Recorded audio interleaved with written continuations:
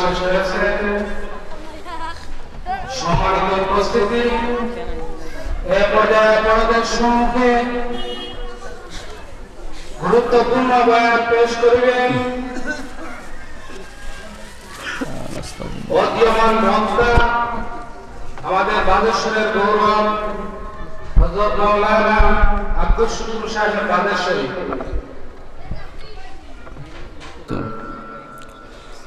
إن الحمد لله نحمده ونستعينه ونستغفره ونؤمن به ونتوكل عليه ونعوذ بالله من شرور أنفسنا ومن سيئات أعمالنا من يهد الله فلا مضل له ومن يضلل فلن تجد له وليا مرشدا ونشهد أن لا إله إلا الله وحده لا شريك له ونشهد أن سيدنا وسندنا وحبيبنا ومولانا محمدا عبده ورسوله الذي أرسله بالحق بشيرا ونذيرا وداعيا إلى الله بإذنه وسراجا منيرا فقد قال الله تبارك وتعالى في كلامه المجيد وفي فرقان الحميد أعوذ بالله من الشيطان الرجيم بسم الله الرحمن الرحيم إن الذين آمنوا وعملوا الصالحات كانت لهم جنات الفردوس نزلا خالدين فيها لا يبغون عنها حولا قل لو كان البحر مدادا لكلمات ربي لنفد البحر قبل أن تنفد كلمات ربي ولو جئنا بمثله مددا صدق الله العظيم قال رسول الله صلى الله عليه وسلم لا يقعد قوم يذكرون الله إلا حفتهم الملائكة وغشيتهم الرحمة ونزلت عليهم السكينة وذكرهم الله في من عنده أو كما قال عليه الصلاة والسلام إن الله وملائكته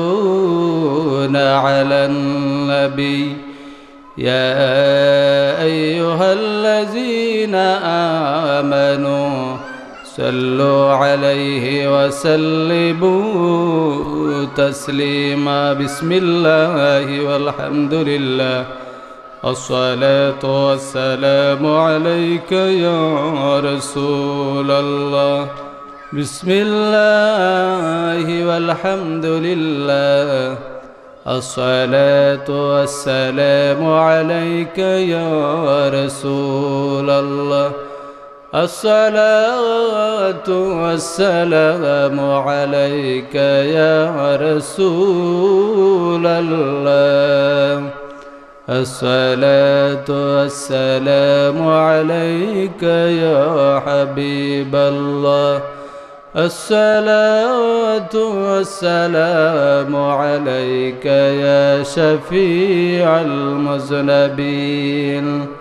الصلاة والسلام عليك يا رحمة للعالمين محبتك رودر الشيء پڑے اللهم صل على سيدنا مولانا محمد وعلى آل سيدنا مولانا محمد اللهم صل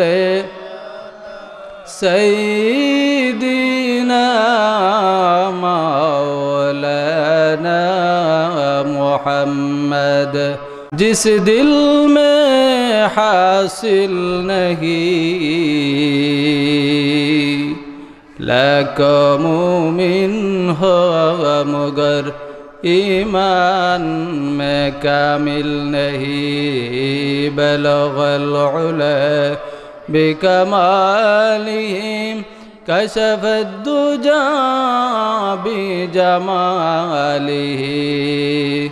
हसरत जमीउ खिसालिही सल्लु अलैहि व आलिहि मोहब्बत एक जिक्र करी ला इलाहा इल्लल्लाह ला इलाहा इल्लल्लाह ला इलाहा इल्लल्लाह ला इलाहा इल्लल्लाह ला इलाहा इल्लल्लाह ला इलाहा इल्लल्लाह ला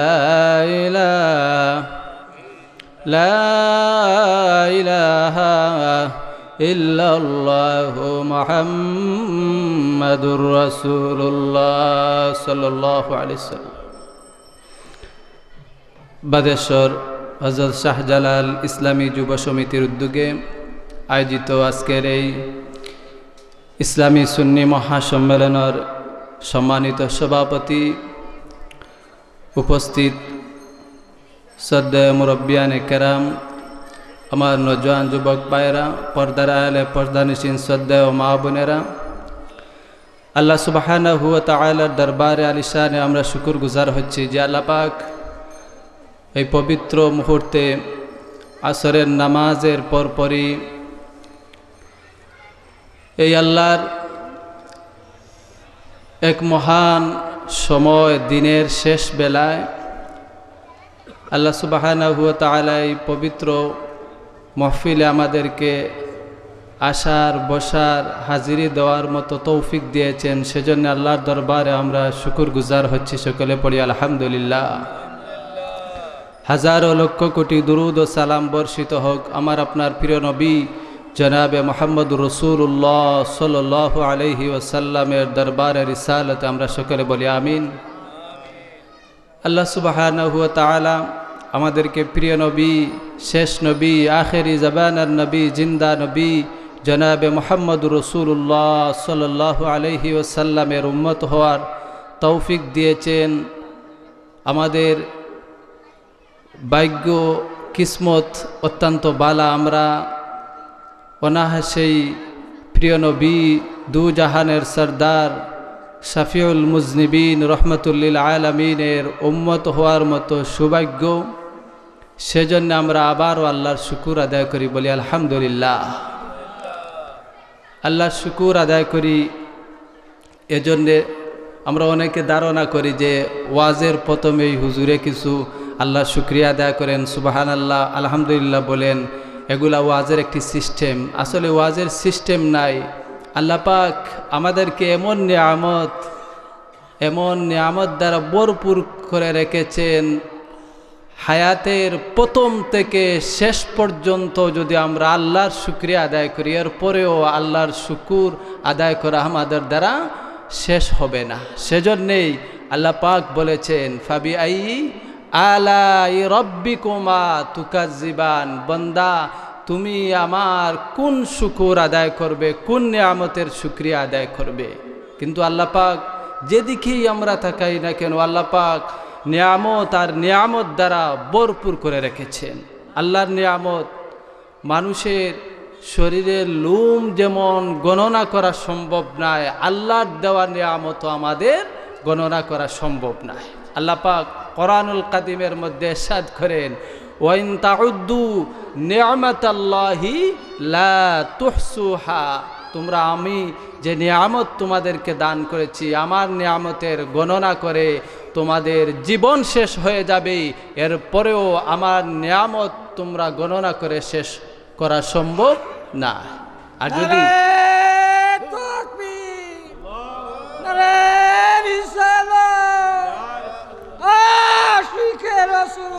সেজন্যে আল্লাহর নিয়ামতের শুকুর গুজার বন্দার দাম, তারিফ, সম্মান আকাশচম্বী। আল্লাহর একজন শুকুর গুজার বন্দার কারণে আল্লাহ পাক এই পৃথিবীতে নিয়ামত দান করেন। সুবহানাল্লাহ। আল্লাহর শুকরিয়া আদায় করতে আমরা কি পড়ি? আলহামদুলিল্লাহ। আসলে সেটা জানি না যে এই আলহামদুলিল্লাহ এ শব্দের মধ্যে আল্লাহ পাক যে কত বরকত রেখে দিয়েছেন। সুবহানাল্লাহ। এই আলহামদুলিল্লাহ শব্দের মধ্যে আমি তাফসীরে জালালাইন শরীফে দেখেছি যে আলহামদুলিল্লাহ এই শব্দের মধ্যে 8টি অক্ষর রয়েছে। আলহামদুলিল্লাহ যদি আমরা বানান করি তাহলে সেটার মধ্যে 8টি অক্ষর পাব।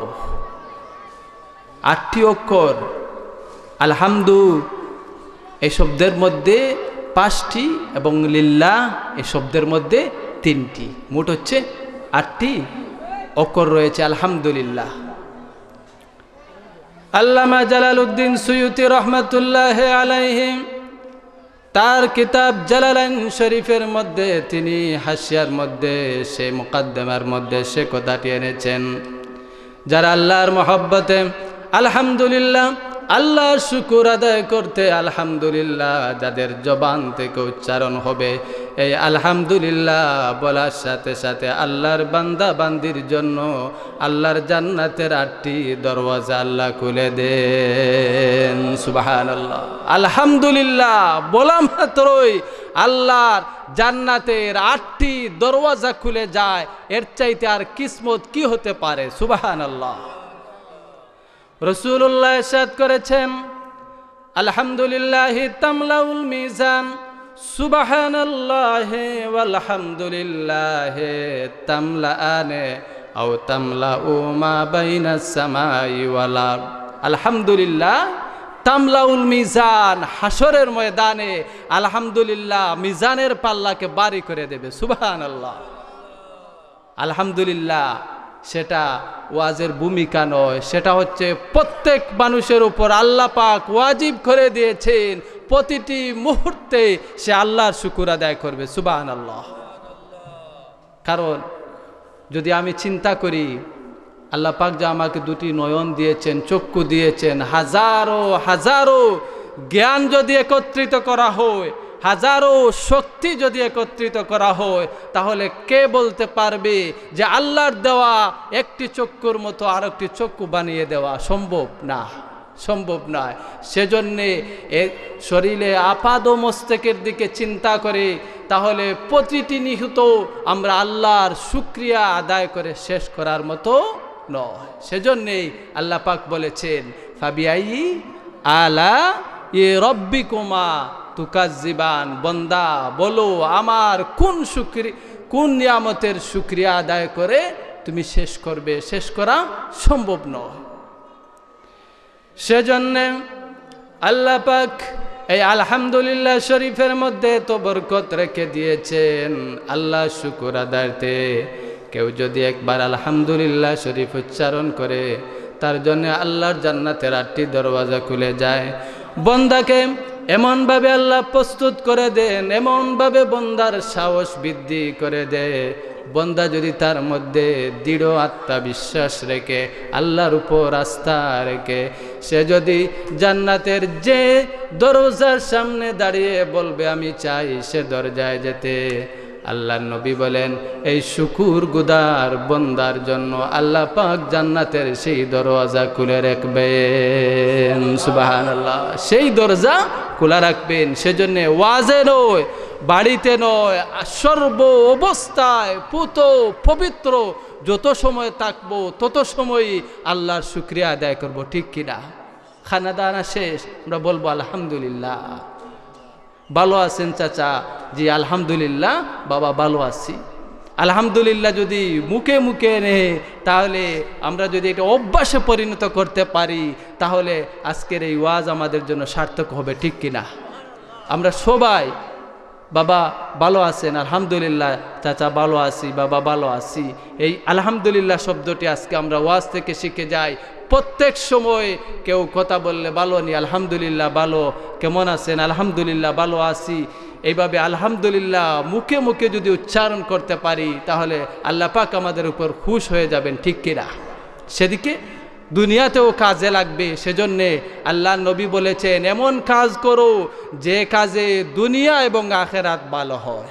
সেজন্যে আল্লাহ পাক দোয়া শিখিয়ে দিয়েছেন, সবাই পড়েন, রব্বানা আতিনা ফিদ দুনিয়া হাসানাতাও ওয়া ফিল আখিরাতি হাসানাতাও ওয়া কিনা আযাবান নার। আল্লাহ দুনিয়া এবং আখেরাতের কল্যাণ আমাকে দান করো। সুবহানাল্লাহ, এমন কাজ করব যে কাজে দুনিয়াতেও ফায়দা হবে প্লাস আখেরাতেও আমার ফায়দা হবে। এমন কাজ আমি করব না যে কাজে দুনিয়াতে আমার ফায়দা হয়, আখেরাতে কোনো লাভ হয় না, সেই কাজের কোনো অর্থ নেই। সেজন্য আলহামদুলিল্লাহ আল্লাহ নবী বলে দিয়েছেন, আলহামদুলিল্লাহি তামলাউল মিজান। তুমি যদি আলহামদুলিল্লাহ বলো, তোমার আলহামদুলিল্লাহ তোমার সেই কালেমা হাসরের ময়দানে মিজানের পাল্লাকে ভারী করে দেবে। সুবহানাল্লাহ, হাসরের ময়দানে এমন আমল মিজানের পাল্লাকে ভারী করে দেবে। আল্লাহ পাক বলেন না তোমার হজ, তোমার যাকাত, তোমার গোটা জীবনের ইবাদত হাসরের ময়দানের মিজানকে ভারী করে দেব। শুধু আল্লাহ পাক বলেন আলহামদুলিল্লাহ তোমার হাসরের ময়দানের মিজানের পাল্লাকে ভারী করে দেবে। সুবহানাল্লাহ। রাসূলুল্লাহ বলেন আলহামদুলিল্লাহ তামলাউল মিজান, সুবহানাল্লাহি ওয়ালহামদুলিল্লাহ তামলা আও তামলাউ মা বাইনাস সামাই ওয়াল আরদ। যদি একজন আমলদার নেককার মানুষ তার জবান দিয়ে আল্লাহ শুকর আদায় করতে সুবহানাল্লাহ, আলহামদুলিল্লাহ, আল্লাহু আকবার সেগুলা সে জবান দিয়ে উচ্চারণ করে, আল্লাহ পাক সেই তাসবিহ তাহলিলের বিনিময়ে তার নামায় আমলে এমন নেকি দান করবেন, আসমান এবং জমিনের ফাঁকা সব জায়গা তাই নেকি দ্বারা ভরপুর হয়ে যাবে। সুবহানাল্লাহ, এই নেকি দ্বারা ভরপুর হয়ে যাবে এমন একটি সুন্দর আমল আর তসবিহ আল্লাহ পাক তার গোলাম বান্দাবান্দিকে শিক্ষা দিয়েছেন। সুবহানাল্লাহ। সেজন্যে কোরআনের প্রথমেই আপনি চিন্তা করেন, আল্লাহ পাক এমন একটি সূরা দিয়ে কোরআনের প্রথম এমন একটি সূরা দিয়ে শুরু হয়েছে, যেটি হচ্ছে এই সূরার মধ্যে আল্লাহ পাক দোয়া রেখে দিয়েছেন। সুবহানাল্লাহ। যদিও কোরআন নাজিলের প্রথম সূরা নয়, কিন্তু নিয়ামতের দিক দিয়ে সবচাইতে আফজল সূরা হচ্ছে সূরা ফাতিহা। সুবহানাল্লাহ। সব যদি আমি ভুলে যাই, সব যদি আমার জীবনে ভুলে যাই তাহলে চলবে, কিন্তু সূরা ফাতিহা ভুললে চলবে না। সেটা হচ্ছে নিয়ামতের, রহমতের, বরকতের একটি সূরা। সে সূরার নাম হচ্ছে সূরা ফাতিহা। এই সূরা দিয়ে আলহামদুলিল্লাহ দিয়ে আল্লাহ পাক পবিত্র কোরআনের শুরু করে দিয়েছেন। সুবহানাল্লাহ। আল্লাহ নবী মেরাজ থেকে আসার সময় দেখেন আসমানে একগুলো ফেরেশতারা সুন্দর সুন্দর চারা রোপণ করে এই রোপণ চারার সৌন্দর্য দেখে আল্লাহর নবী আকৃষ্ট হয়েছেন যে এত সুন্দর চারা কারা আসমানের মধ্যে রোপণ করে। আল্লাহর নবী বলেন, ইয়া আখি ভাই জিব্রাইল, হে জিব্রাইল, এই চারাগুলা কি জন্য রোপণ করা হয়, কারা রোপণ করেন, কার জন্য রোপণ করা হয়? জিবরিল বলেন, ইয়া রাসূলুল্লাহ, এই আসমানের মধ্যে জান্নাতের মধ্যে এই গাছে চারাগুলো রোপণ করা হচ্ছে তাদের জন্য যারা জমিনে বসে বসে আল্লাহর জিকির করে, আল্লাহর শুকরিয়া আদায় করে, আলহামদুলিল্লাহ পড়ে, সুবহানাল্লাহ পড়ে, আল্লাহু আকবার পড়ে, তাদের জন্য একটি গাছ আল্লাহর জান্নাতে রোপণ করা হয়। সুবহানাল্লাহ। জমিনে আমরা পড়ি আলহামদুলিল্লাহ, আর আমাদের নামে জান্নাতে আল্লাহ পাক তার ফেরেশতাদের মাধ্যমে একটি গাছ রোপণ করেন। সুবহানাল্লাহ। আমরা যদি একটি গাছ রোপণ করি তাহলে এটা এখানেই শেষ না, এটা ডাল দে, পালা দে, ফল দে, এটা অনেক কাজে লাগে, অনেক বিশাল আকার আকৃতি করে, সেটা থেকে আবার বিচি পড়ে পড়ে এই অঞ্চলে অনেক গাছ হয়ে যায়, ঠিক কিনা? ঠিক তেমনি আল্লাহর জান্নাতে যে গাছ রোপণ করা হয় সেটা হবে আখিরাতে আমাদের জন্য একটি সম্পদ। সুবহানাল্লাহ। সেজন্যে আল্লাহর সেই তাসবিহ, সেই তালিল আমরা ছাড়তে পারবো না। আমরা ভাগ্যবান যে যদিও একটি সামিয়ানার ভিতরে আমরা বসেছি, সামান্য সময়, রাত্রের পরে সামিয়ানা আবার শেষ হয়ে যাবে, কিন্তু উপস্থিত সময়, সামান্য সময়ের জন্যও এ জায়গা হচ্ছে জান্নাতের বাগান। সুবহানাল্লাহ। এতে কোনো সন্দেহ আছে? না, কোনো সন্দেহ নাই। এ জায়গার মধ্যে কোরআন এবং হাদিসের আলোচনা করা হয়, আল্লাহর জিকির তসবিহ তালিল করা হয়, সে জায়গা হচ্ছে আল্লাহর জান্নাতের বাগান। সুবহানাল্লাহ। এটা হচ্ছে জান্নাতের একটি বাগান। নবীজি বলেন, লা ইয়াকুদু কওমুন ইয়াযকুরুনাল্লাহা ইল্লা হাফাতুহুমুল মালাইকাতু ওয়া গাশিয়াতুহুমুর রাহমা ওয়া নাযালাত আলাইহিমুস সাকিনা ওয়া যাকারাহুমুল্লাহু ফী মান ইনদাহু। লা ইয়াকুদু কওমুন ইয়াযকুরুনাল্লাহা, যে জায়গার মধ্যে আল্লাহর জিকির করা হয়, আল্লাহর তসবিহ তালিল করা হয়, যে জায়গায় কোরআন হাদিসের আলোচনা করা হয়, সে জায়গাটি হচ্ছে বেহেশতের বাগান। সুবহানাল্লাহ। লা ইয়াকুদু কওমুন ইয়াযকুরুনাল্লাহা, শুধু তাই শেষ নয়, ইল্লা হাফাতহুমুল মালাইকা, এই জায়গাটি আল্লাহর রহমত দ্বারা বেষ্টন করা হয়, আল্লাহর ফেরেশতা দ্বারা এই জায়গাকে আল্লাহ পাক বেষ্টন করে রাখেন। সুবহানাল্লাহ। আমরা এটা বিশ্বাস করি যে আল্লাহ পাক আমাদেরকে এই পৃথিবীতে প্রেরণ করার সাথে সাথে প্রত্যেক মানুষের সাথে আল্লাহ পাক 120 জন ফেরেশতা নির্ধারণ করে দেন। সুবহানাল্লাহ। এটার উপর ঈমান আনতে হবে। ফেরেশতা এমন একটি জাতি, যে জাতির উপর ঈমান না আনলে ঈমানের পরিপূর্ণতা হবে না। সুবহানাল্লাহ। এটা আমরা মসজিদে শিখেছি, আমানতু বিল্লাহি ওয়া মালাইকাতিহি, আমরা ঈমান এনেছি আল্লাহর উপর, ও মালাইকাতিহি, এবং তার ফেরেশতাদের উপর। ফেরেশতাদের প্রতি যদি ঈমানের সামান্যতম ত্রুটি হয় তাহলে ঈমান পরিপূর্ণ হবে না। আমরা 7টা বিষয়ের উপর ঈমান এনেছি, জেনেছি, মক্তবে সেটা প্রাথমিক শিক্ষা হয়েছে, সেটাই হচ্ছে আমাদের বুনিয়াদি শিক্ষা। সুবহানাল্লাহ। সেটাই আমরা কলেজ হোক, ইউনিভার্সিটি হোক, মাদ্রাসা হোক, এবারে দাখিল থেকে নিয়ে টাইটেল পর্যন্ত সেই আলোচনায় মজবুত আকার ধারণ করে টাইটেল পর্যন্ত ঈমানের কামিলিয়তের জন্য শিক্ষা দেওয়া হয়। সুবহানাল্লাহ। আসলে বুনিয়াদি শিক্ষা হচ্ছে মসজিদেই যেটা শিখেছি সেটাই হচ্ছে দুনিয়া এবং আখিরাতের সম্পদ। সুবহানাল্লাহ। সেজন্যে ফেরেশতাদের প্রতি ঈমান আনতে হবে, এটা হচ্ছে প্রত্যেক মানুষের উপর ফরজ। সেজন্যে আজকের এই মাহফিলে সেটা আমরা বিশ্বাস করতে হবে, সেটার উপর ঈমান আনতে হবে যে আল্লাহ পাক এই মাহফিলে আসার তৌফিক দিয়েছেন, সেই মাহফিলের আশেপাশে আমাদের হেফাজতের জন্য, আমাদের শান্তির জন্য, কল্যাণের জন্য আল্লাহ পাক এই যত সময় পর্যন্ত এই মাহফিল থাকবে তত সময় পর্যন্ত হাফাতুমুল মালাইকা, ফেরেশতারা আমাদেরকে বেষ্টন করে রাখবে। সুবহানাল্লাহ। সেজন্য দেখবেন মাঝে মাঝে ওয়াজে বসলে ঘুমের তন্দ্রা আসে, ঠিক কিনা?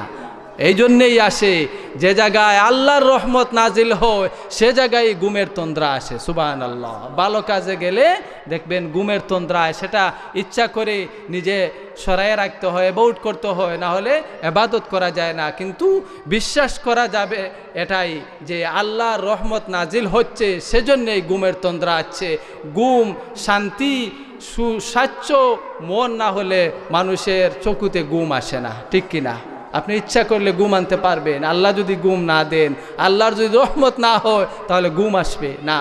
ঘুম আসে আল্লাহর পক্ষ থেকে। সেজন্যে আমি ঘুমানোর আগে, ঘুমে যাওয়ার আগে দোয়া পড়তে হবে, আল্লাহুম্মা বিসমিকা আমুতু ওয়া আহইয়া, তোমার নামেই আমি মরলাম, আবার তোমার নামেই আমি জীবিত হব। ঘুম বিশাল বড় একটি নিয়ামত, ঠিক কিনা? ঘুম বিশাল বড় আল্লাহর পক্ষ থেকে একটি নিয়ামত। যদি ঘুম না হয় তাহলে সে নিয়ামত বুঝবেন, ঘুম না হলে যে কত বড় দাম আল্লাহর এই নিয়ামতের। আমরা মনে করি গাছে বাতাস দিচ্ছে, সেটার কোনো দাম নেই, এটা তো অটোমেটিক প্রাকৃতিকভাবে সেটা বাতাস হচ্ছে, কিন্তু এটা আল্লাহর পক্ষ থেকে বিশাল বড় একটি শক্তি। সুবহানাল্লাহ। আপনি যদি চান যদি আল্লাহর বাতাস বন্ধ হয়ে যায়, সব মানুষ যদি গাছের গোড়ায় এভাবে নাড়া দেয়, তাহলে আল্লাহর বাতাসের সাথে তার বাতাস মিলবে না, আল্লাহর দেওয়া শান্তির সাথে তার শান্তি মিলবে। এই কারেন্টের ইলেকট্রনিক ফ্যানের বাতাস আর আল্লাহর দেওয়া বাতাসে বেশ কম আছে কিনা? অবশ্যই আল্লাহর দেওয়া বাতাস এই কারেন্টের ইলেকট্রনিক বাতাসের চাইতে হাজার হাজার গুণ বেশি নিয়ামত, ঠিক কিনা? সেজন্য ঘুম একটি নিয়ামত, ঘুমের কদর করতে হবে। রাসূলুল্লাহ ইরশাদ করেছেন, মানুষ যে সময় ঘুমে যায়, ঘুমে যাওয়ার পর মানুষের আত্মাটি আল্লাহর আসমানে চলে যায়। সেজন্য তার আত্মাটি, রাসূলুল্লাহ ইরশাদ করেছেন, তার আত্মা দু জায়গায় যায়, একটি হচ্ছে ইল্লিন আর একটি হচ্ছে সিজ্জিন। ইল্লিন হচ্ছে আল্লাহর জান্নাতে যায়, সিজ্জিন হচ্ছে আল্লাহর জাহান্নামে যায়। এজন্য আমরা ঘুমে যাওয়ার পরে অনেক স্বপ্ন দেখি, ঠিক কিনা? অনেক স্বপ্ন দেখি।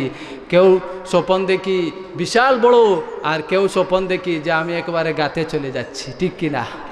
একজন স্বপ্নে দেখেছে একজন মানুষ যে সে 60টি কোরআনের মধ্যে প্রস্রাব করে দিয়েছে, 60টি কোরআনের মধ্যে প্রস্রাব করে দিয়েছে, সে স্বপ্নে দেখছে। একজন আলিমের কাছে এই স্বপ্নের তাবিরের জন্যে গেছে। যাওয়ার পর আলিম বলছেন যে তুমি 60টি বড় বড় গরু কিনে কোরবানি করে মানুষকে খাওয়াও, না হলে তুমি আজকে রাত্রেই মারা যাবে। নাউজুবিল্লাহ।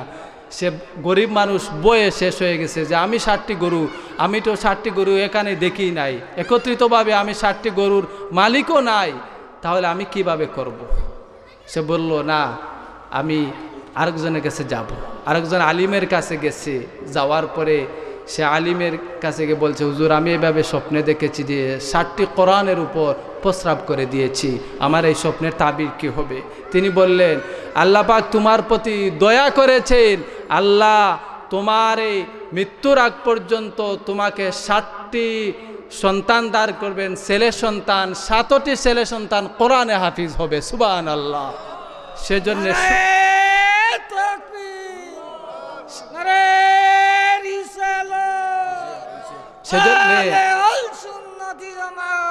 স্বপন একটি বিশাল বড় আল্লাহর পক্ষ থেকে একটি নিয়ামত।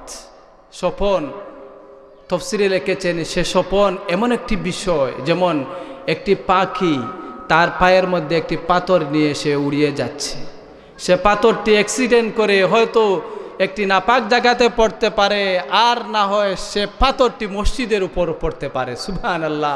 স্বপনটি হচ্ছে সেই, আপনি যার কাছে স্বপন বলবেন, যে যেভাবে তাবির করবে আপনার স্বপন বাস্তব সেভাবে হবে। সেজন্যে স্বপন ভালো মানুষের কাছে, ইমানদার মানুষের কাছে, নেককার মানুষের কাছে, আলিমদের কাছে বলতে হবে, ঠিক কিনা? না হলে আমলদার আলিমের কাছে যদি স্বপন না বলেন, স্বপনের পরিপূর্ণ ফায়দা আপনি পাবেন না। আর যদি ভালো আলিম না পান, আপনার বিশ্বাস না হয়, তাহলে আপনি আল্লাহর কাছে ছেড়ে দেবেন যে হে আল্লাহ, আমি যে স্বপ্ন দেখেছি সেটা যদি ভালো হয় তাহলে আমাকে দান করো, আর সেটা যদি কোনো বাদ হয়, সেটা যদি অকল্যাণ হয়, তাহলে সেটা থেকে আমাকে ক্ষমা করে দাও। আমি আল্লাহ তোমার রাস্তায় কি সদকা করে নিলাম, সেটাই হবে আপনার জন্য উত্তম। সেজন্যে ঘুমানোর সময় খুব পবিত্র অবস্থায় আপনি ঘুমাতে হবে। আপনার রূহ হয়তো ইল্লিনে যাবে, না হয় সিজ্জিনে যাবে। আল্লাহ নবী বলেছেন, তোমার রূহ যদি তুমি জান্নাতে যেতে দিতে চাও, জান্নাতে তোমার রূহকে বিচরণ করাতে চাও, তাহলে ঘুমের সময় যদি তুমি ওযু পড়ে ডাইন করতে ঘুমিয়ে যাও, তাহলে যত সময় পর্যন্ত তুমি সজাগ না হবে, তোমার রূহটি, তোমার আত্মাটি আল্লাহর জান্নাতে থাকবে।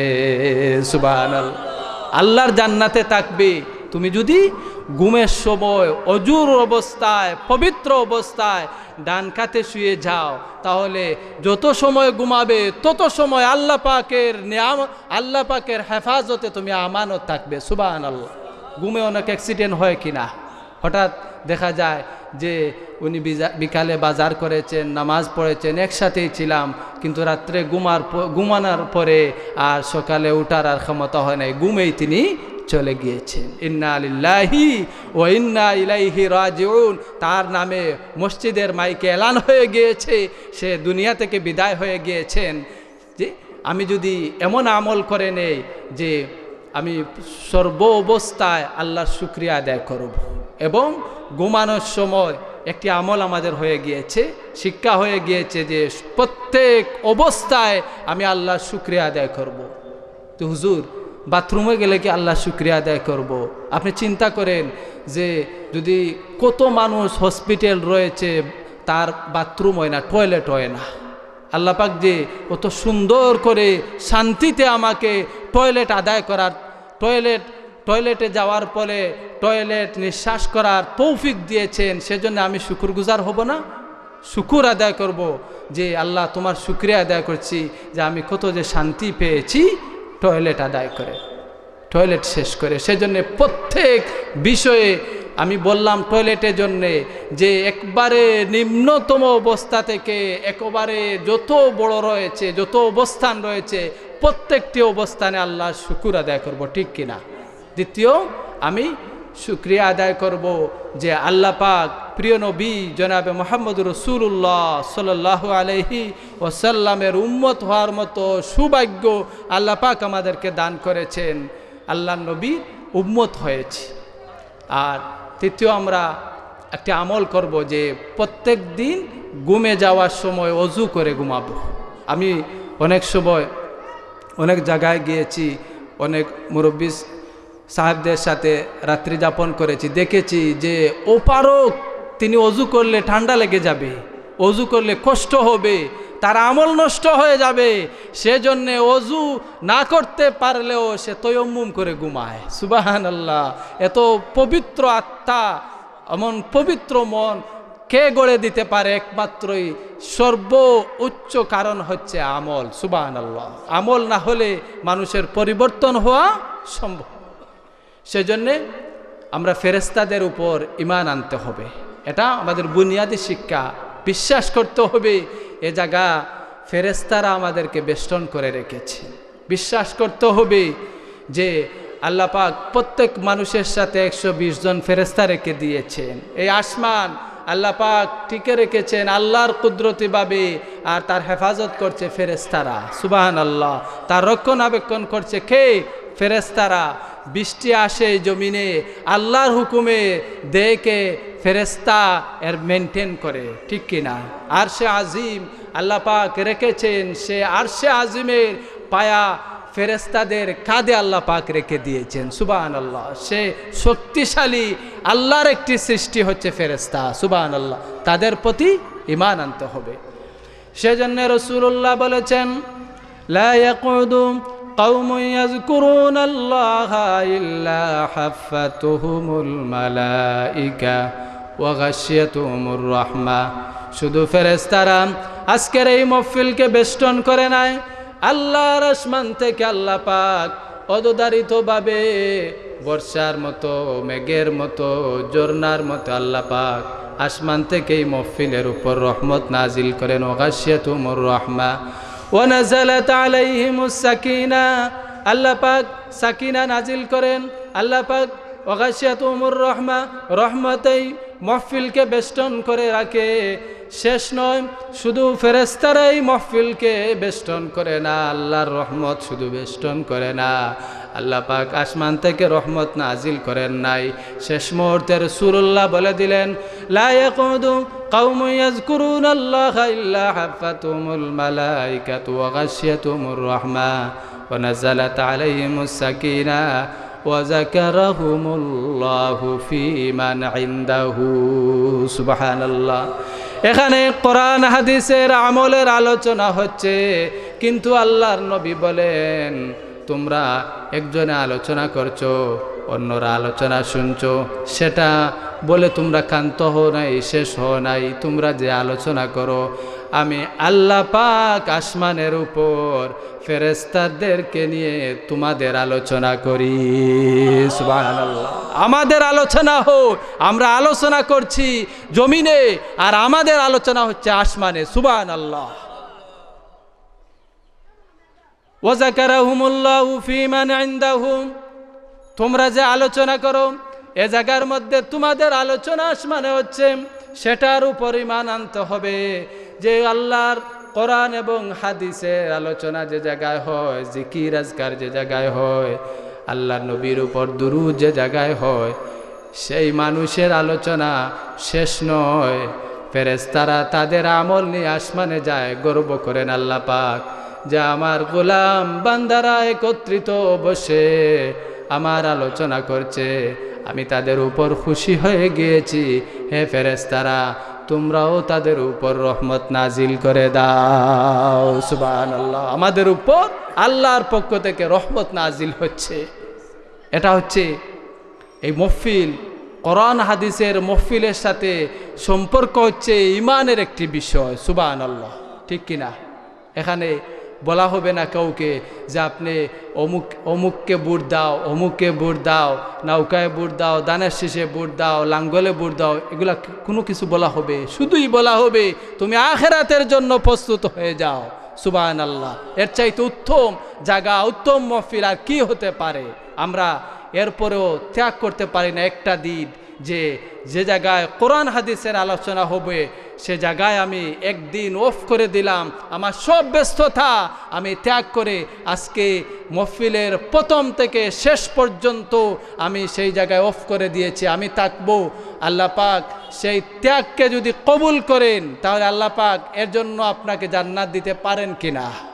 অবশ্যই পারেন। আপনার আমল আমার আমল দ্বারা কোনো গ্যারান্টি নাই হাসরের ময়দানে আল্লাহর জান্নাতের সালামি পাড়া দেওয়ার মতো কোনো গ্যারান্টি নেই যদি আল্লাহর দয়া না হয়। সেজন্য আল্লাহ পাক দয়া করতে পারেন কিনা? অবশ্যই পারেন। সেটা হচ্ছে আখিরাতের একটি বিষয়। যেমন নদীর উপর অনেক সময় সাঁকু থাকে, যেটাকে আমরা হাকম বলি। সেই হাকমটি হচ্ছে ওপার থেকে সেপার যাওয়ার একটি রাস্তা, একটি সূত্র। যদি সেটা না হয় তা আমরা এপার থেকে সেপারে যাওয়া সম্ভব হবে না। কোরআন হাদিসের মহফিল হচ্ছে আখিরাতে যাওয়ার একটি সূত্র। সুবহানাল্লাহ। সেটাই যদি আমরা আসি তাহলে আখিরাতে যাওয়ার আখিরাতে আল্লাহর জান্নাতে যাওয়ার একটি ব্যবস্থা হয়ে যায়। রাসূলুল্লাহ কত আমল দিয়েছেন। রাসূলুল্লাহর সাহাবীরা রাসূলুল্লাহকে একদিন প্রশ্ন করেন, ইয়া রাসূলুল্লাহ, আমরা তো অনেক ব্যস্ত থাকি, অনেক কাজে থাকি, অনেক সময় গুরুত্বপূর্ণ আমল আমাদের ছুটে যায়, কিন্তু এমন একটি আমল রাসূলুল্লাহ আমাদেরকে আপনি শিক্ষা দেন যে আমলের কারণে আমরা ডাইরেক্ট আল্লাহর জান্নাতে যেতে পারবো। সুবহানাল্লাহ। রাসূলুল্লাহ যে আমল দিয়েছেন সাহাবীদেরকে, এর মধ্যে কোনো সন্দেহ থাকা সম্ভব? কোনো সন্দেহ নাই। রাসূলুল্লাহ বললেন, তোমাদেরকে এমন একটি আমল আমি এই মুহূর্তে শিক্ষা দিচ্ছি, এই আমল করা মাত্রই তোমরা আল্লাহর জান্নাতে চলে যাবে। সুবহানাল্লাহ। রাসূলুল্লাহ বলেন নাই যে তোমার যা সম্পদ রয়েছে সব যদি তুমি আল্লাহর রাস্তায় ব্যয় করে দাও তাহলে তুমি জান্নাতে চলে যাবে। তোমার সব সম্পদ তুমি বিক্রি করে নগদ টাকা নিয়ে তুমি সোনার মক্কা মদিনা জিয়ারত করলে তুমি জান্নাতে চলে যাবে, এমন কঠিন কোনো আমলের বিষয় রাসূলুল্লাহ একবারে হালকা একটি আমলের বিষয় তার সাহাবীদেরকে জানিয়ে দিলেন, সে আমল করলেই তুমি আল্লাহর জান্নাতে চলে যাবে। সুবহানাল্লাহ। সাহাবীরা খুব আগ্রহ, সবে খুব খেয়াল মনোযোগ দিয়েছেন, গভীর মনোযোগ, যে রাসূলুল্লাহ কি আমলের কথা বলবেন, আমল করলেই জান্নাতে চলে যাব। আল্লাহর নবী বললেন, হে আমার সাহাবীরা, আমি এমন একটি ছোট্ট সুন্দর আমলের কথা এই মুহূর্তে তোমাদেরকে জানিয়ে দিচ্ছি, যে আমল করা তোমরা যদি আমলের অভ্যাস করে নেও, জান্নাত তোমাদের কাছ থেকে অমন দূর হবে, শুধু মৃত্যুটি তোমাদের কাছে বাধা হবে, ছাড়া তোমরা মৃত্যুর উপরই আল্লাহর জান্নাতে চলে যাবে। সুবহানাল্লাহ। একমাত্রই পর্দা হবে, বাধা হবে মৃত্যু, আর মৃত্যুবরণ করলেই তোমরা জান্নাতে চলে যাবে, এমন একটি আমল। সুবহানাল্লাহ। সাহাবীরা খুব আগ্রহ করে বসে, যে রাসূলুল্লাহ এই মুহূর্তে জান্নাতের একটি আমলের শিক্ষা আমাদেরকে দিবেন, এমন একটি তালিম দিবেন।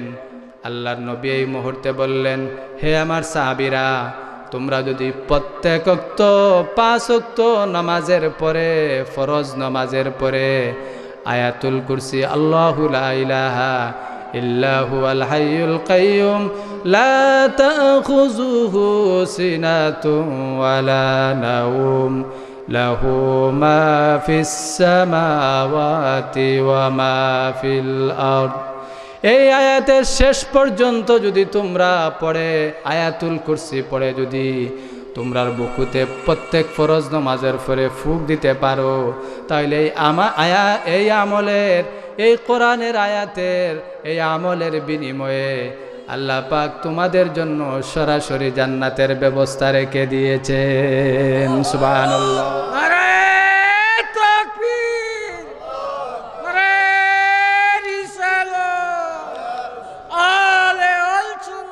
সেজন্যে সেটি হচ্ছে এমন সুন্দর সুন্দর তত্ত্বরা আলিমরা আপনাদের সামনে উপস্থাপন করবেন সারা রাত্রি, ঠিক কিনা? এটা সুন্দর সুন্দর তত্ত্ব, কিভাবে আপনি আমলদার হবেন, কিভাবে আপনার ব্যক্তিগত জীবন থেকে নিয়ে রাষ্ট্র জীবন আপনি কিভাবে পরিচালনা করবেন, সে জায়গা থেকে আপনাকে টিপস দেওয়া হবে, ঠিক কিনা? সেজন্যে সেটা হচ্ছে আখেরাতের যাত্রার একটি বাহন। সে জায়গা থেকে আপনি আখেরাতের ইম্পর্টেন্ট সুন্দর সুন্দর আলোচনা, আমলের তত্ত্ব আপনি পাবেন। যদি আপনি কবরকে বিশ্বাস করেন, তাহলে এই মহফিলের প্রয়োজন আছে কিনা?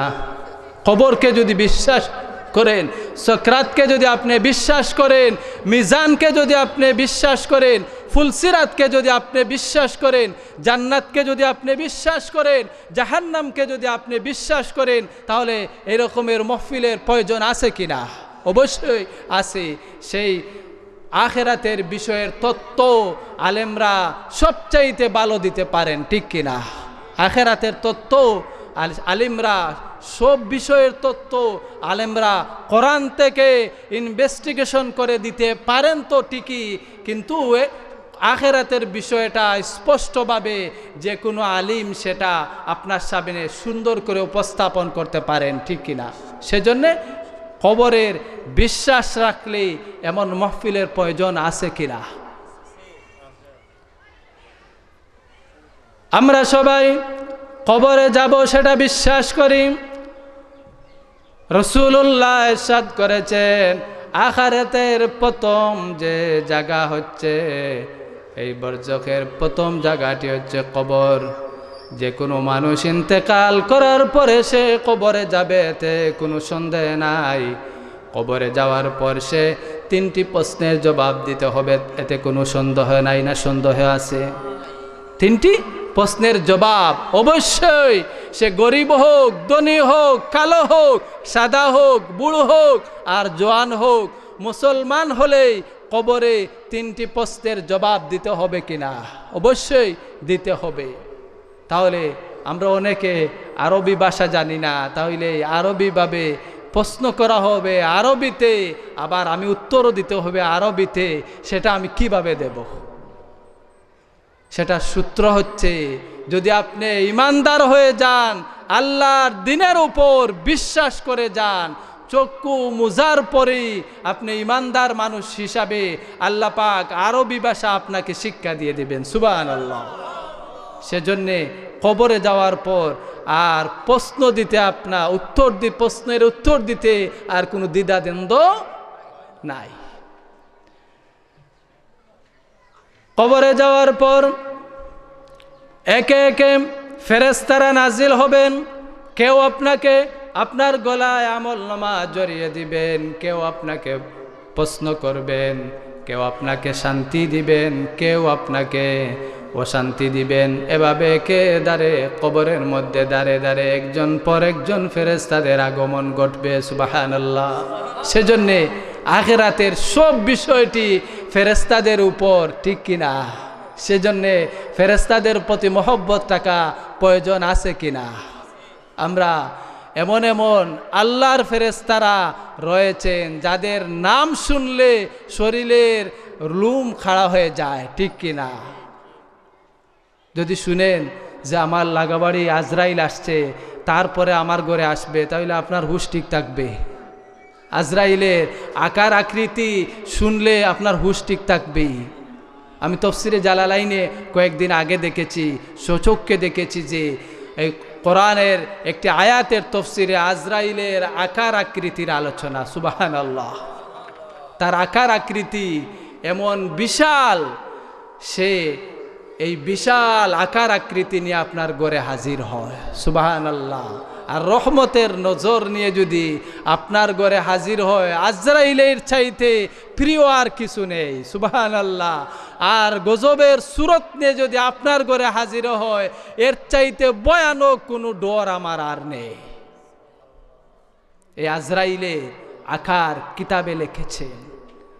দুনিয়ার যত সমুদ্র, শুধু বাংলাদেশ নয়, দুনিয়ার যত সমুদ্র রয়েছে, আল্লাহর জমিনের যত পানি রয়েছে, প্রত্যেক সমুদ্র পানিকে যদি একত্রিত করা হয় আর আজরাইলের মাথার মধ্যে ঢেলে দেওয়া হয়, তাহলে তার মাথার চুল থেকে একটু নিচে আর আসবে না। সুবহানাল্লাহ। এখন বুঝেন তার মাথাটি কত বড়। তার শরীর বেয়ে হয়তো পায়ের পাতা পর্যন্ত পড়তে পারে। তফসিরে লিখেছেন এর চাইতে নিচে আর যাবে না। সুবহানাল্লাহ। এত বড় আজরাইল, তার প্রতি বিশ্বাস আনতে হবে কিনা? অবশ্যই। আল্লাহর নবী বলেছেন, কবরে যাওয়ার পর সর্বপ্রথম যার সাথে তোমার মোলাকাত হবে সে হবে একজন ফেরেশতা। সে তোমার শরীরের মধ্যে অনেক ফেরেশতা রয়েছেন, তোমরা তাদেরকে দেখো না। আল্লাহ পাক সেই ফেরেশতাদের মাধ্যমে তোমার জীবন পরিচালনা করেন। আমি গুনাহ করেছি, আমি নেক করেছি, কিরামান কাতিবিন ইয়ালামুনা মা তাফআলুন, আমার গুনাহ এবং আমার নেকি সব ফেরেশতারা লিপিবদ্ধ করেন। ছাড় আমার বিশ্বাস আনতে হবে কিনা? অবশ্যই বিশ্বাস আনতে হবে। ফেরেশতারা আমার কাঁধে আছেন, ডান কাঁধে বাম কাঁধে ফেরেশতা আছেন, তাদের নামও আছে, তাদের আলোচনা আল্লাহর কোরআনেও আছে। সুবহানাল্লাহ। কিরামান কাতিবিন ইয়ালামুনা মা তাফআলুন, যা আমি করি তা তারা লিপিবদ্ধ করেন। আর মারা যাওয়ার পর, কবরে যাওয়ার পর একজন ফেরেশতা, সম্ভবত আমি দাকায়াকুল আখবরে দেখেছি, তার নাম হয়তো মারুফ ফেরেশতা হতে পারে। সে মারুফ ফেরেশতা সর্বপ্রথম কবরে যাওয়ার পর আপনার গলার মধ্যে আপনার জীবনের আমলনামা লটকিয়ে দিবেন। সুবহানাল্লাহ। কবরে যাওয়ার পর সর্বপ্রথম আমলদার, ইমানদার, নেককার মানুষ যে সময় কবরে যাবে, কবরে যাওয়ার আগে মারুফ ফেরেশতাও যাওয়ার আগে নেকির মুনকির সওয়ালের জবাব নেওয়ার জন্য যে ফেরেশতারা আসবে, তাদের আগেও ওই মধ্যখানে একজন মানুষ তার কবরে থাকবে। সুবহানাল্লাহ। একজন নেককার মানুষ কবরে যাওয়ার পর দেখবে সুন্দর, উচ্চ, আকাশচুম্বী সুন্দর একজন মানুষ, হয়তো হুরের মতো একজন মানুষ তার কবরে তার পাশে রয়েছে। একজন নেককার মানুষ আশ্চর্য হবে যে আমি দুনিয়ার থাকতে এদেরকে অনেক অ্যাভয়েড করেছি, এড়িয়ে চলেছি, আমি অবৈধ কোনো কাজে কোনো সময় হাত দেই নাই, মন দেই নাই, পাও দেই নাই, আমার চক্ষু দেই নাই। আজ আমার কবরে দেখি একজন সুন্দর রমণী, সে আশ্চর্য হবে, সে ভয় পাবে। এই রমণী, এই সুন্দর হুর তার সাথে কথা বলবে, তুমি ভয় পাও না, আমি দুনিয়ার কোনো রমণী নয়, আমি দুনিয়ার কোনো নারী নয়, আমি হচ্ছি তোমার গোটা জীবনের আমল। সুবহানাল্লাহ।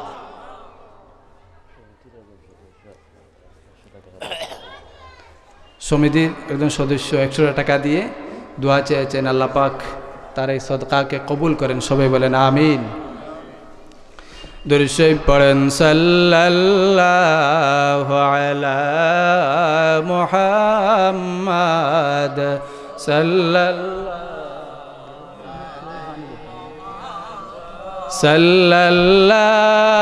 আলা মুহাম্মাদ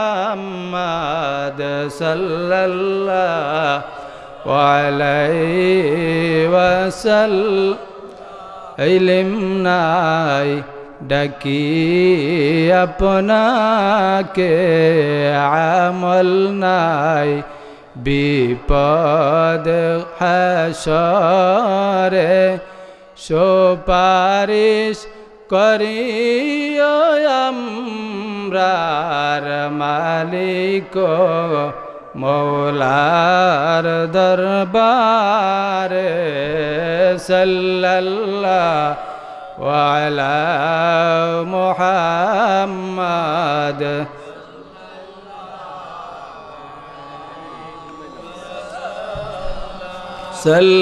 সাল্লাল্লাহু আলা মুহাম্মাদ সাল্লাল্লাহু আলাইহি ওয়াসাল্লাম। আল্লাহর বান্দা খুব ভয় পাবে যে আমি দুনিয়াতে তাদেরকে অ্যাভয়েড করেছি, গুনাহকে আমি ভয় করেছি, গুনাহ থেকে আমি বেঁচে থেকেছি। আজ আমার কবরে এমন সুন্দর একজন নারী কে দিল, সে নারী তাকে জবাব দিবে, আমি দুনিয়ার কোনো নারী নয়, আমি হচ্ছি তোমার জীবনের আমল। সুবহানাল্লাহ।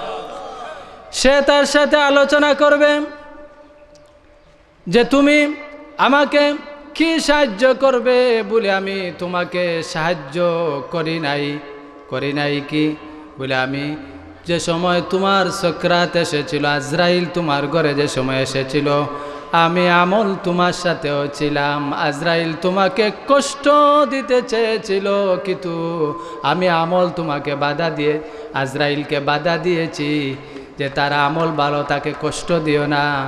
যে সময় তোমাকে গোসল দেওয়া হয়েছিল, আমি তোমার উপরে ছায়ার মতো ছিলাম। যে সময় তোমাকে করালে তোরা হয়, সে সময় আমি ছায়ার মতো ছিলাম। যে সময় তোমার জানাজার নামাজ হয়েছে, সে সময় আমি ছায়ার মতো ছিলাম। আর যে সময় তোমাকে কবরে দেওয়া হয়েছে, আজও আমি আছি। এবং ভবিষ্যতের বিষয় আমি এই মুহূর্তে বলে দিচ্ছি, যে সময় তোমার ফুলসিরাত হবে, আমি আমল তোমার সাথে থাকব। যে সময় তোমার হাসর হবে, যে সময় তোমার মিজান হবে, আমি আমল তোমার সাথে থাকব। আমি আল্লাহর জাতের কসম করে বলছি, যত সময় পর্যন্ত তুমি জান্নাতে না যাবে, তত সময় পর্যন্ত তোমার বডিগার্ড হিসাবে আমি আমল থাকব। সুবহানাল্লাহ। সেজন্যে আমলের প্রয়োজন আছে কিনা? আল্লাহর কোরআন এমন একটি বিষয়, যদি রাসূলুল্লাহ ইরশাদ করেছেন, আফদালুল ইবাদাতি তিলাওয়াতুল কোরআন, কোরআন শরীফ তেলাওয়াত হচ্ছে উত্তম একটি আমল। সুবহানাল্লাহ। আমি কিতাবে দেখেছি, বুখারী শরীফের হাদিস, রাসূলুল্লাহ ইরশাদ করেছেন, আমার একজন সাহাবী কয়সুল আনসারী, তার নাম হচ্ছে কয়সুল আনসারী সাহাবী, তিনি একদিন রাত্রে আল্লাহর কোরআন তেলাওয়াত করেন।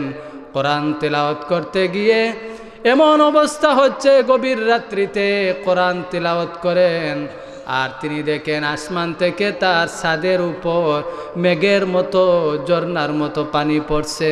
তিনি অবাক হয়ে গেলেন, মেঘের মৌসুম নাই, মেঘের সময় নাই, এরপরেও কিভাবে আসমান থেকে আমার ঘরের উপর মেঘ পড়ে। তিনি আশ্চর্য হয়ে কোরআন তিলাওয়াত অফ করে তিনি বাহির হলেন, যে দেখি মেঘের চতুর্দিকে হয়তো মেঘ হতে পারে, বা মেঘের কালনি হতে পারে, সেজন্য তিনি বাহিরে গেলেন, গিয়ে দেখেন না মেঘ নেই তার ছাদের উপরও, আর মেঘের মতো ঝর্ণার মতো আর কোনো পানি পড়ে না। তিনি না বুঝে, সাহাবায়ে কেরামদের অভ্যাস ছিল তারা যদি কোনো বিষয় না বুঝতেন তাহলে রাসূলুল্লাহর কাছে চলে যেতেন। রাসূলুল্লাহ সাহাবীদেরকে বলতেন, বুইস্তু মুআল্লিমান, আল্লাহ পাক আমাকে তোমাদের জন্য শিক্ষক হিসাবে প্রেরণ করেছেন।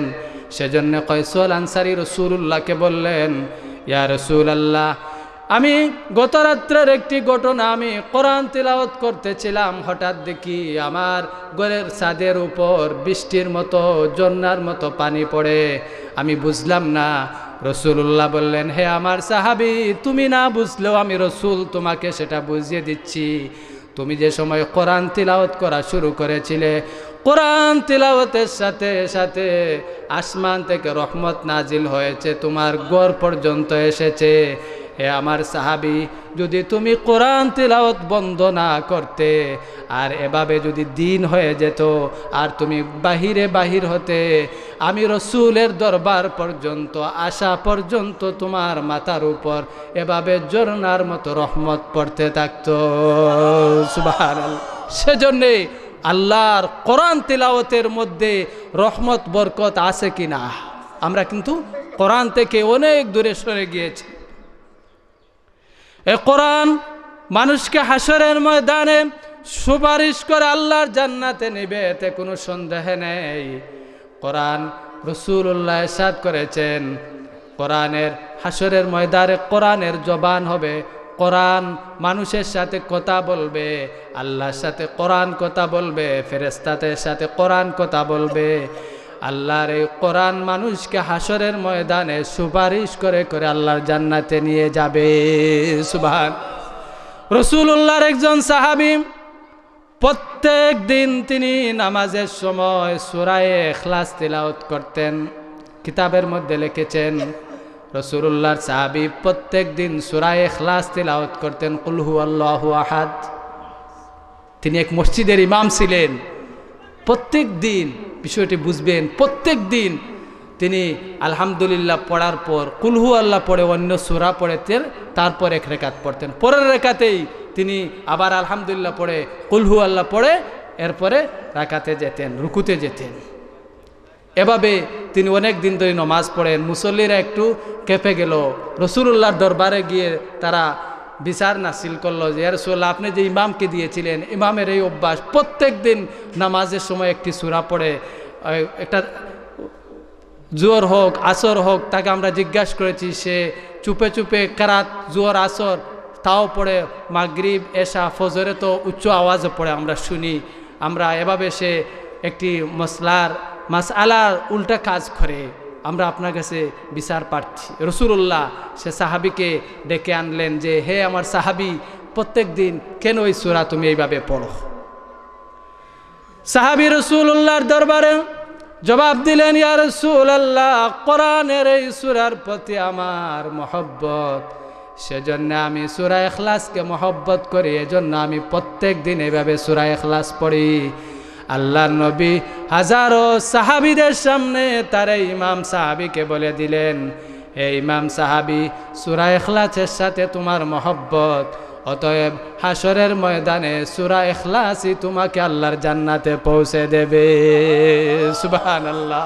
সূরা ইখলাস তোমাকে আল্লাহর জান্নাতে পৌঁছে দেবে। সূরা ইখলাসের ছোট্ট হলেও কোরআনের মধ্যে ছোট্ট একটি সূরা হলে এর দাম আছে কিনা? আর যদি ফজরের নামাজের পরে সূরা ইয়াসিন পড়েন, বুঝেন কত বরকত পাবেন। এবং জোহরের নামাজের পরে সূরা রহমান বা মুজাম্মিল পড়েন, কত বরকত পাবেন। আসরের নামাজের পরে যদি সূরা নাবা আম্মা ইয়াতাসাআলুন পড়েন, কত বরকত পাবেন। মাগরিবের নামাজের পরে সূরা ওয়াকিয়া পড়েন, কত বরকত পাবেন। এবং এশার নামাজের পরে সূরা মুলক যদি আপনি পড়েন, কত বরকত আর বরকত আল্লাহর কোরআনের মধ্যে রয়েছে, ঠিক কিনা? সেজন্যে আমল আমরা করব, আর সেটা হচ্ছে আমলের শিকার একটি জায়গা। আল্লাহ পাক যেন আজকের এই ওয়াজ থেকে দুটি বিষয় আমরা শিক্ষা নিতে পারি, যে সর্ব অবস্থায় কি করব? আল্লাহ শুকরিয়া আদায় করব। সর্ব অবস্থায় আমরা শুকরিয়া আদায় করব। আর ঘুমানোর আগে অজু পড়ে ঘুমানোর ব্যবস্থা করব, এটা অভ্যাস করে নেব। আল্লাহ পাক আমাদেরকে তৌফিক দান করেন। ওয়াখির দাওয়ানা আলহামদুলিল্লাহি রাব্বিল আলামিন। আল্লাহুম্মা আমিন। اللهم ربنا ظلمنا أنفسنا وإن لم تغفر لنا وترحمنا لنكونن من الخاسرين رب ارحمهما كما ربياني صغيرا رب এর সওয়াবটুকু নিয়ে এলাকার তামাম মুর্দেগানের রূহ পাকে পৌঁছে দিন। খাস করে বড় পীর আব্দুল কাদের খাজা মঈনুদ্দিন চিশতি আজমিরি সানজিরি সিলেটের সম্রাট হযরতে শাহজালাল ইয়ামানি সহ হযরতে ফুলতলি সাহেব কিবলা রহমতুল্লাহি আলাইহি সহ শাহফুতলা সহ আল্লাহ এই পৃথিবীর আনাচে কানাচে তোমার যত মায়ার বান্দারা শুয়ে আছেন প্রত্যেকের রূহ পাকের হাদিয়া পৌঁছে দাও রব। আল্লাহ পাক এই মাহফিল থেকে আমাদেরকে আখিরাতের সামান জোগাড় করার তৌফিক দান করে দাও। আল্লাহ আপনার হাবিবকে আমাদের উপর খুশ আর রাজি করে দাও। আপনি আল্লাহ আমাদের উপর খুশ আর রাজি হয়ে দাও। যেদিন যে সময় যে মুহূর্তে মালাকুল মউতের সাথে সাক্ষাৎ হবে আমাদের জবানে আপনার মধুর কালিমা জারি করে দিও লা ইলাহা ইল্লাল্লাহু মুহাম্মাদুর রাসূলুল্লাহ সাল্লাল্লাহু আলাইহি ওয়াসাল্লাম। আসসালামু আলাইকুম ওয়া রাহমাতুল্লাহ। আলহামদুলিল্লাহ।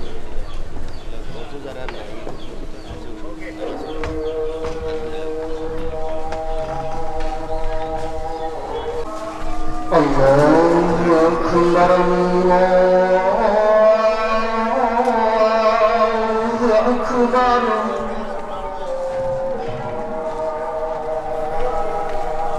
আল্লাহু আকবার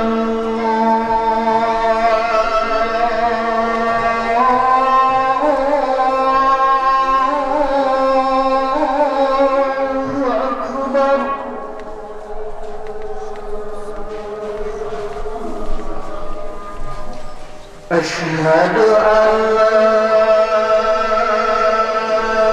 إله إلا الله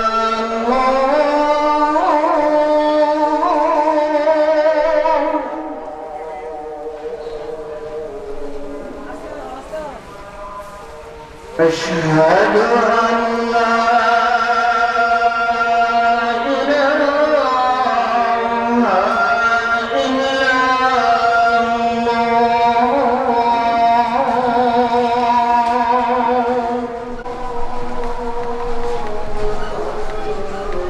أشهد أن محمدًا رسول الله